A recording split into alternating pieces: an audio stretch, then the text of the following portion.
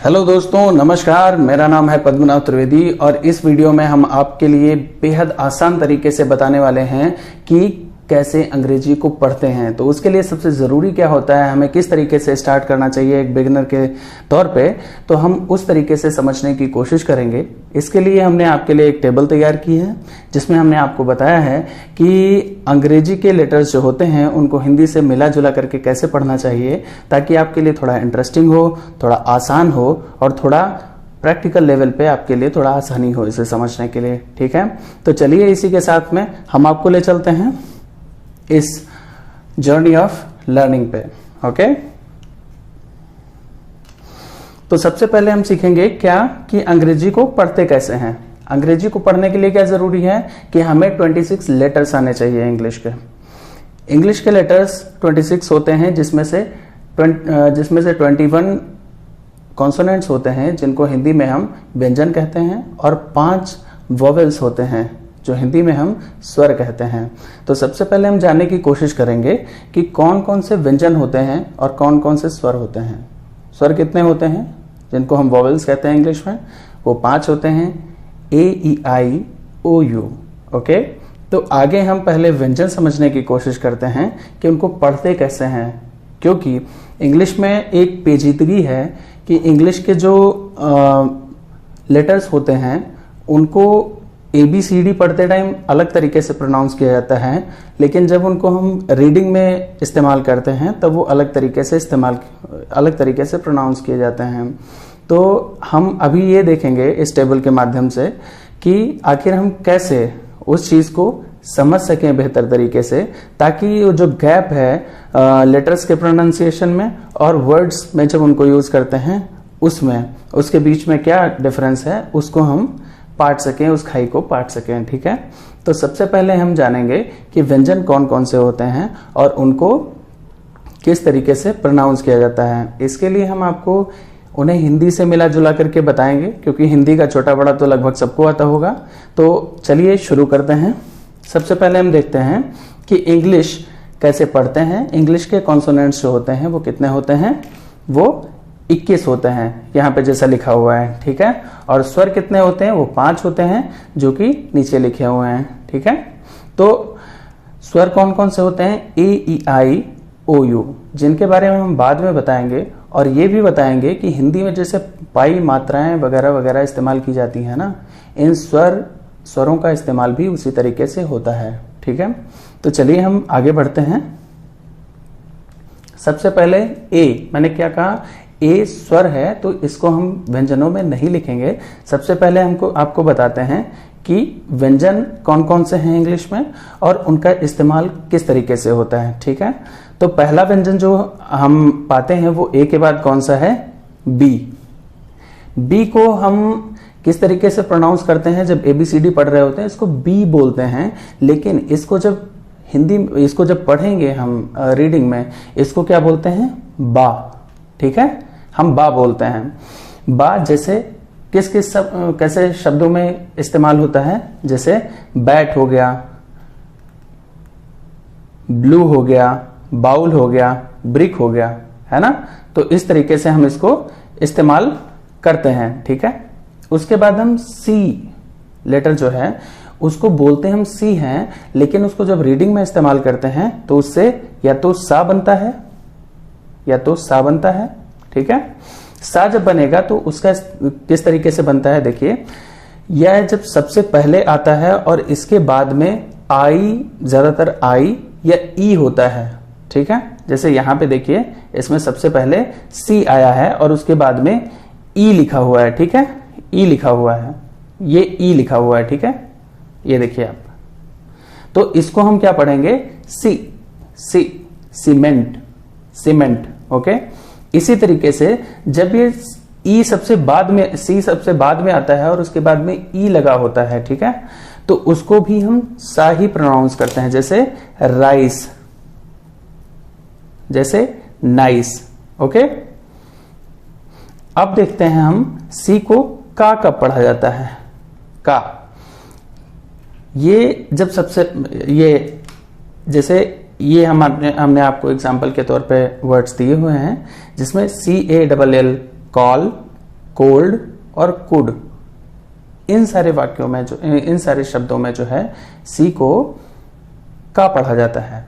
ठीक है, आगे बढ़ते हैं तो हम डी पे आते हैं। ओके, डी से डा बनता है, इससे दा नहीं बनता है, इससे डा बनता है। ओके, तो डी को इंग्लिश में डी पढ़ते हैं, लेकिन जब उसको रीडिंग में पढ़ेंगे तो उसको डा पढ़ेंगे। जैसे डॉग, जैसे ये मैंने एग्जांपल आपके लिए लिख रखे हैं, डॉग, डल, डू, इस तरीके के जो वर्ड्स हैं उसमें डी का इस्तेमाल डा के तौर पे किया जाता है। ठीक है, और ये डी यू डल कैसे हो जाता है, डी ओ डॉग कैसे हो जाता है, ये जब हम स्वरों पे जाएंगे ना तब हम आपको आसानी से थोड़ा समझाएंगे। ठीक है,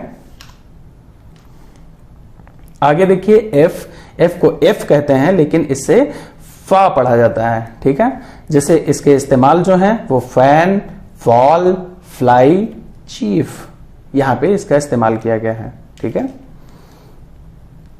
आगे बढ़ते हैं जी से गा बनता है, गा, जिसको गा कहते हैं ना हिंदी वर्णमाला में, उससे गा बनता है जी से। जैसे गुड, गूगल, गो।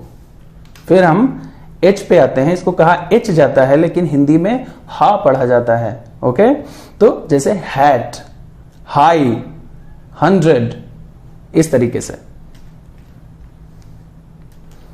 फिर हम जे पे आते हैं, जे से जा बनता है, जैसे जज, जोकर, रिजेक्ट। ओके, अब हम आगे के पे आते हैं, के से का बनता है, जैसे किल, स्कल, किक। आगे देखिए एल से ला बनता है, जैसे वर्ड्स इससे कौन कौन से बन सकते हैं, जैसे लॉस, लाउड, लाइक। फिर हम देखेंगे एम से मां बनता है, मां, पापा बाबा मां वाला मां, जैसे मैन, कैमरा, डिम। ओके, फिर आगे एन से ना बनता है, ना, जैसे नॉट, सॉरी नॉट इसमें 2 बार हो गया, हॉर्न, नथिंग, या इस तरीके से कोई भी वर्ड्स हो सकते हैं। ओके, आगे हम पी से देखते हैं, पी से बनता है पा, जैसे पेट, पेपर, लूप, इस तरीके से कोई भी वर्ड्स हो सकते हैं, जैसे प्रॉपर, पिग, या कोई भी वर्ड्स जो भी आप सोच सकते हो। अब आगे आता है क्यू। क्यू से 2 लेटर बन सकते हैं हिंदी के, एक तो क्वा हो गया और एक तो क हो गया। क्वा वाले जैसे हैं, जैसे पहला हो गया आपका, ये इसमें जो है क्वा पढ़ा जाएगा, क्वीन। और एक दूसरा भी वर्ड जैसे हो सकता है, क्या, क्वालिटी, है ना, क्वा, क्वा, क्यू से क्वा भी बनता है। और आगे जो है जब लास्ट में आता है सबसे, तो इसको का पढ़ा जाता है, जैसे यूनिक, चेक। ओके, अब हम आगे बढ़ते हैं, रा से रैट, रोर, बियर। रा से, इसे आर से रा बनता है। ओके, फिर आगे हम एस पे आएंगे, एस से सा बनता है, दंत सा, जिसको डेंटल कहते हैं, सा, सा, दांतों से बोला जाने वाला सा। ओके, तो जैसे सिट, सिस्टर, सन, ये। फिर आगे हम आते हैं टा। टा से, टी से टा बनता है, जैसे इसका इस्तेमाल टन, टोटल, ट्राई। ओके, फिर हम वी पे आते हैं, वी से वा बनता है, जैसे वॉवेल। फिर वर्ड्स हम देखेंगे, वॉवेल, विवो, विनेगर। ओके, फिर हम आगे देखेंगे डब्ल्यू।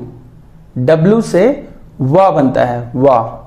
एक फर्क है, ये जो वी वाला वा होता है इसको वा कहते हैं, वाह, very good, very good, very loud, इस तरीके से विनेगर, वॉवेल, इस तरीके से पढ़ा जाएगा।